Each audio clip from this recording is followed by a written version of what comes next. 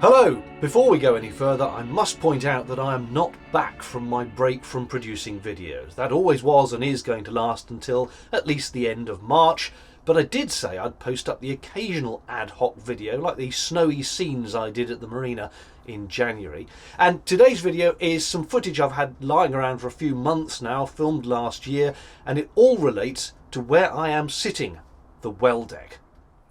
The wood and canvas cover over the well deck is called a cratch board and cratch cover, and mine is, or was, in a very poor condition. Despite cleaning and waterproofing the canvas a couple of years earlier, it was letting rain in again, and the 20-year-old wood had gone so soft in places that I'd managed to poke holes through it with my finger. The paintwork was peeling and the wood was rotten. It was not an attractive front end to the boat. Green slime had built up on the canvas again, and it was inevitable that it would continue to do so. Cleaning was quite the nuisance, and I wanted something that the algae wouldn't make its home in the first place. Plus the cloth was torn and shredded in parts beyond sensible repair from the inevitable scrapes of everyday boat life. The elasticated cords holding it in place were, like me, saggy and beyond redemption. Where the canvas stretched over the top plank in the centre, water had come through for so long that the wood underneath there was also soft. The umbrella could almost do duty inside for the drips. Also, the front board has a hinged window arrangement, which looks like it should open for sunny, warm days, but was bizarrely designed such that you have to detach the canvas cover from its pop studs to open the windows, leaving it to flap around supported at the front by nothing. That made the whole hinge thing pointless. I decided to bite the bullet and buy a completely new cratch cover and also all the new woodwork to go with it as well, but incredibly had a lot of difficulty getting a response from many of the well-known manufacturers. Presumably they just don't want new customers. However, eventually I managed to get one of them to come and see me. The first visit was for measurements to be taken, including the width and shape of the cratch board at the front. The gentleman was not keen on being filmed, hence I have blurred him out. A paper template was used to ensure the exact curve of the deck was captured. And then nothing.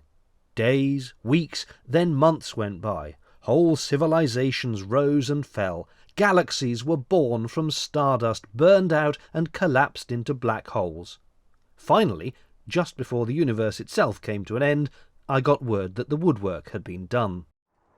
This meant clearing everything out of the well deck so that a test fitting could take place. The saloon became a junk store of everything I'd dumped up front, leaving just a smattering of small items sheltering under the metalwork at the front. I disconnected the wires going to the horn and the lights. The roof and pontoon became temporary storage for bulky items. Now I had to take the existing board off, held at the front by just 2 rusty bolts down low by the deck. These unscrewed with surprising ease, and the board came away looking even more wretched than when attached. Compare it with the new one. I'd asked for it to be slightly wider at the top and not to have those silly hinges, but just glass to minimise the amount of wood and let as much light in as possible. This would make for a better view out and a bigger space inside. I do think the bow looks much nicer without the cover, but it's such a useful space and such a nice sun trap that I can't bear not to have it.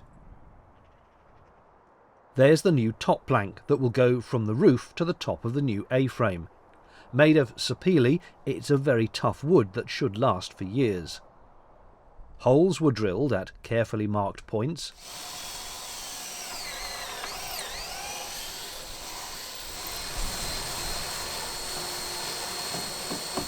The old block that the previous top plank slotted into was removed, just 2 screws from underneath. And, ta-da! Held in place here by gravity and faith, the first look at the new cratch board.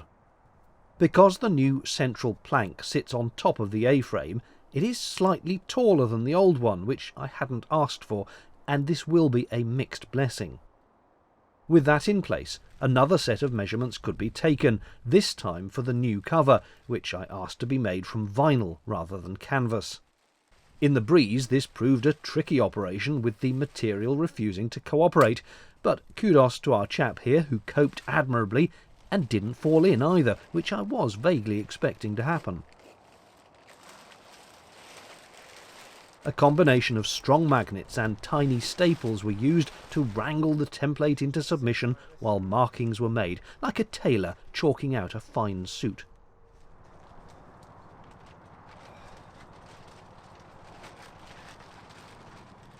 It's only when you look at this kind of thing in detail you realise just how many curves and angles are involved in what looks like a simple cover.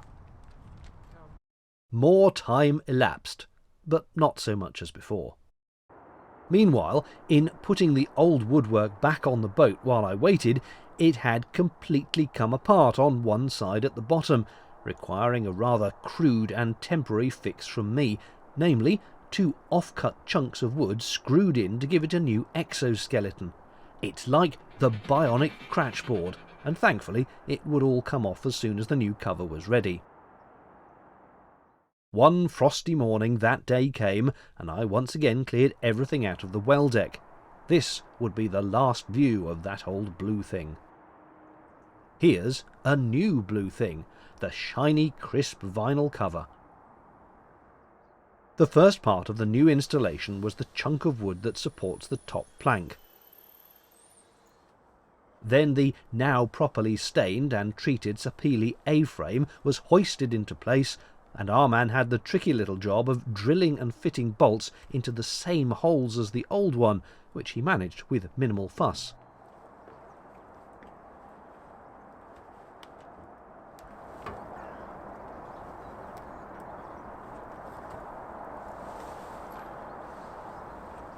It's not just sitting on the deck, you see, it floats slightly above the matting, held by those stainless bolts. The new top plank was lowered into place and screwed securely at the front and back.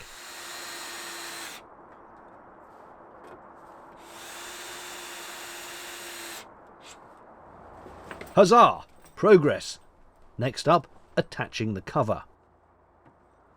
Having been made to measure, it should go on pretty much perfectly, albeit with a bit of pulling and stretching here and there. They are made to be a very tight fit, so they don't hang loose and look floppy. As before, I'd ordered clear side windows for the hopefully impending sunny days, with covers inside that can be pulled down for when I don't want people peeking in. I know what you're thinking, that doesn't look like a tight fit. That's because the whole thing gets secured with pop studs, which were yet to be installed, starting at the back and working around the whole thing. As a boat owner, watching someone drill into the steel of your pride and joy is somewhat nerve-wracking, but there was nothing behind where these holes were being made.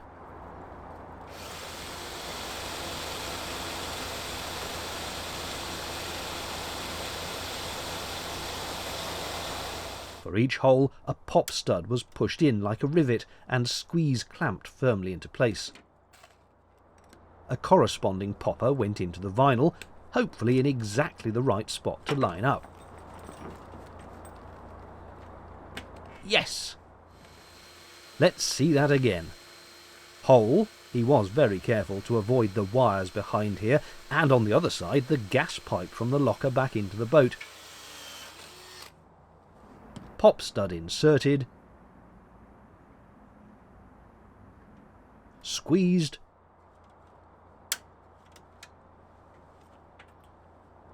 popper onto the vinyl, and after a couple of solid hours' work the whole thing was securely in place.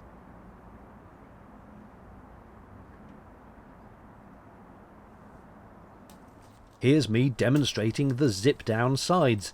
Yes, it was nearly Christmas, hence the jumper.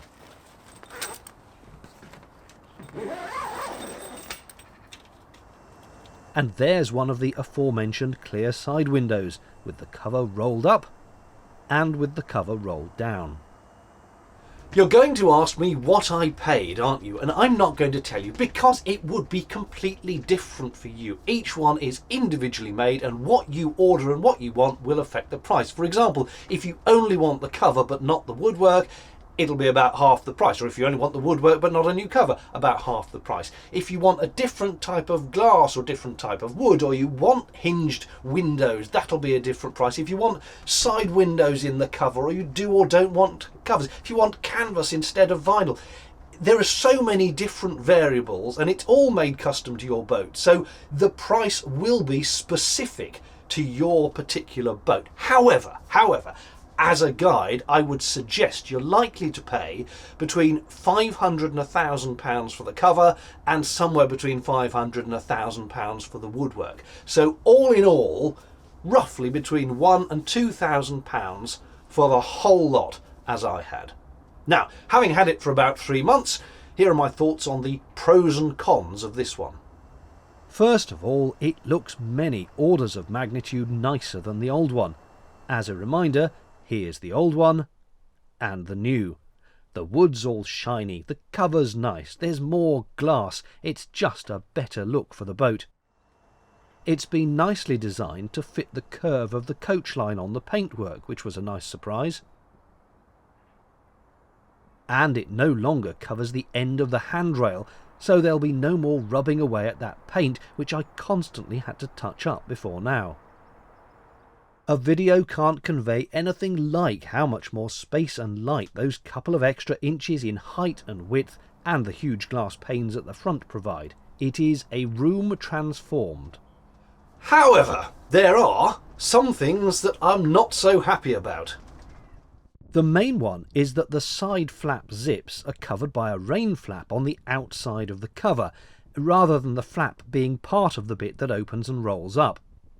This means when you open it to go in, the top corners of the opening flap get caught in the corner of the rain flap here.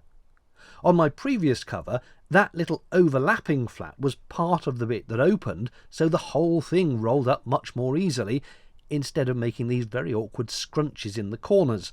Time will tell if that has any long-term impact on its durability. I'm not impressed with the sealing around the window panes. Clearly, whoever did that has never heard of masking tape and just went round with their thumb. And, maybe nitpicking, but the glass wasn't cleaned either. Overall, I would say I am pleased that I've got this. It has transformed the look of the boat, a lot smarter now, and also it's just a larger, sunnier, nicer, more inviting place to sit as well. However, with hindsight, I definitely would have requested a different design to the little rain flaps over the zips on the side. It just never occurred to me that they would be any different to the one that was on there already, so I didn't look at it more closely before I ordered it. I just said, yes, I'll have that. And likewise with the height. I didn't ask for it to be any taller. It never occurred to me that a different design would be any taller. Now I know, were I to order it again, I would insist on a different design for the rain flaps, and I'd insist it was the same height as the previous one, because although it's only a couple of inches taller, I can think of a couple of spots on the network where there are really low bridges, and those couple of inches might make all the difference, or at least could make for a nail-biting trip underneath the bridge. But generally speaking, I am happy that I did get the new thing put on, because it has made the boat look a lot better. Anyway, that's it for now. Thank you for watching. Hope you found it interesting. Cheerio.